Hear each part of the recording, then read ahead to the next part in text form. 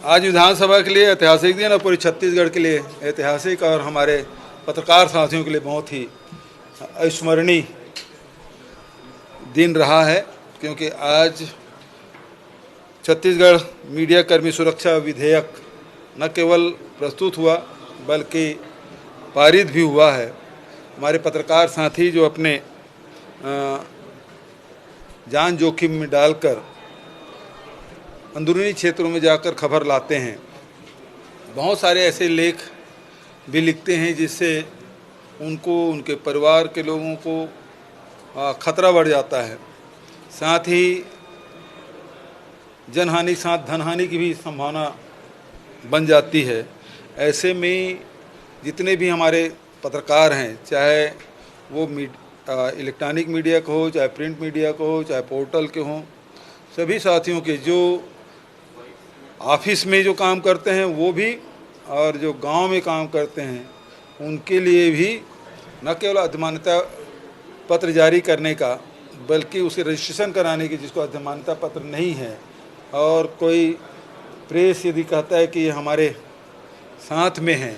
और जो लगातार उसमें 6 महीने के अंदर में 3 लेख लिखे हों या स्टोरी की हों, ऐसे लोग हैं जिसको इस सुरक्षा मीडिया कर्मी सुरक्षा कानून के दायरे में लाया गया है ताकि पत्रकारों के सुरक्षा हो सके। यदि उनके साथ कोई शासकीय कर्मचारी यदि दुर्व्यवहार करते हैं या फिर उनकी शिकायत के लिए भी एक समिति बनी है जिसको बहुत अधिकार संपन्न बनाया गया है, जो प्रदेश स्तर पे होगा और उसमें पत्रकार भी होंगे, उसमें अधिकारीगण भी होंगे।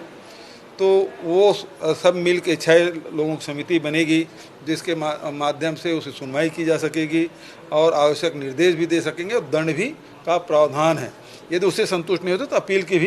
प्रावधान रखा गया है। लेकिन यदि कोई गलत शिकायत करता है तो उसके भी उसमें दंड के प्रावधान रखे गए हैं।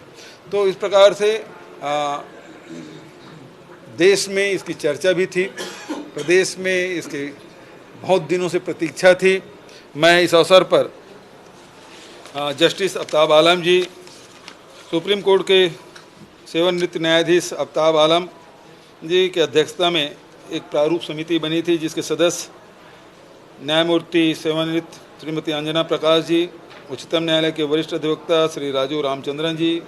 वरिष्ठ पत्रकार आज हमारे बीच में नहीं हैं ललित सुरजन जी, श्री प्रकाश दुबे जी, मेरे सलाहकार रुचिर गर्ग जी, महाधिवक्ता विधि विभाग के प्रमुख सचिव, पुलिस महानिदेशक, सभी इसके सदस्य थे और अनेक बैठकें राज्य में और दिल्ली में करके विभिन्न संगठनों से चर्चा करके इसका प्रारूप बनाया गया और उसके बाद इसके प्रारूप को विभाग को सौंपा गया। विभाग ने लंबे विचार विमर्श करके इसको विधेयक के रूप में विधेयक के रूप दिया गया और इसे राज्यपाल से अनुमति लेकर विधानसभा में प्रस्तुत किया गया और आज वो पारित हुआ है। लेकिन दुर्भाग्य ये है कि विपक्ष इसके लिए सहमति तो दिए लेकिन इसमें चर्चा में भाग नहीं लिए।